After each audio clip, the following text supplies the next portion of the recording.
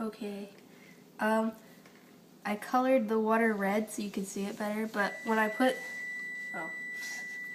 light the candle and then put the glass over it, the candle will burn up and use all the air inside the glass.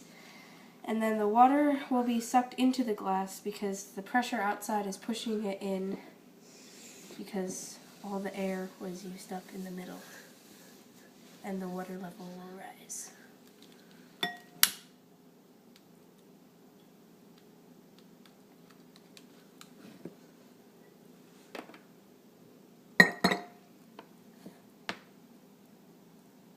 See?